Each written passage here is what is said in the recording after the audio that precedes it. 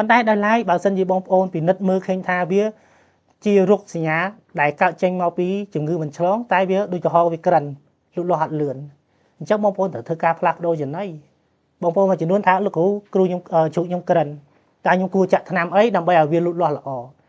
បងប្អូនច្រើនណាស់តែងតែសួរនៅសំណួរហ្នឹងប៉ុន្តែអ្វីក្នុងកម្មវិធីខ្ញុំសូមផ្ដាំទៅវិញថានៅពេលដែលមានបញ្ហាក្រិនគ្មានថ្នាំណាដែលអាចទៅចាក់ដើម្បីឲ្យជ្រូកឡើងបានទេបើចាក់ឲ្យស៊ីចំណីវាស៊ីប៉ុន្តែស៊ីឲ្យវាការរំលាយអាហាររបស់វាមិនល្អអានឹងជារឿងរបស់ចំណីទេអញ្ចឹងអ្វីដែលជាដំណោះស្រាយពិតប្រាកដជាក់លាក់មិនមែនឈឺជើងទៅព្យាបាលដៃឬក៏ព្យាបាលក្បាលទេបើឈឺជើងត្រូវតែព្យាបាលជើងអញ្ចឹងបើសិនវាក្រិនដោយសារចំណីបងប្អូនត្រូវតែធ្វើការផ្លាស់ប្ដូរចំណីរកចំណីដែលមានសារធាតុចិញ្ចឹមល្អរកចំណីដែលមានប្រូតេអ៊ីនល្អជាពិសេសរកចំណីណាដែលមានការរំលាយល្អហេតុអីបានយើងរកចំណីដែលការរំលាយល្អពេលខ្លះប្រូតេអ៊ីនដូចគ្នាប៉ុន្តែវត្ថុធាតុដើមដែលយកមកផលិតចំណីជាវត្ថុធាតុដើមដែលពិបាកក្នុងការរំលាយក៏ធ្វើឲ្យប្រូតេអ៊ីននៅក្នុងចំណីហ្នឹងក៏រំលាយអត់អស់ដែរអញ្ចឹងនៅពេលវារំលាយអត់អស់ស្មើនឹងជ្រូកទទួលបានអត់បានគ្រប់គ្រាន់ដូចគ្នាអញ្ចឹងការជ្រើសរើសចំណីក៏ចាំបាច់សម្រាប់ទៅលើការ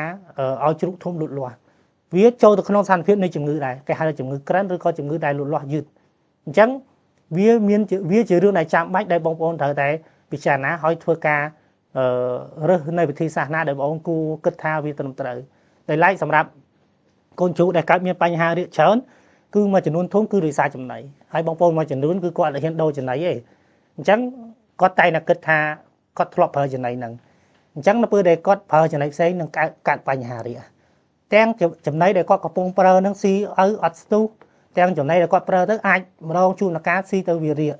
អញ្ចឹងគាត់នៅតែបន្តក្នុងការប្រើដោយសារតែគាត់អត់ជំរើសទី1ទី2គាត់មានការខ្លាចបារម្ភច្រើនខ្លាចជ្រូកនឹងវាអន់ជាពិសេសជ្រូកនឹងវាងាប់ដោយសារការដូរចំណីតែបើសិនជាបងប្អូនមានទំនុកចិត្តហើយបងប្អូនចង់សាកល្បងបងប្អូនអាចសាកជាមួយនឹងចំណីជីវភាពបាន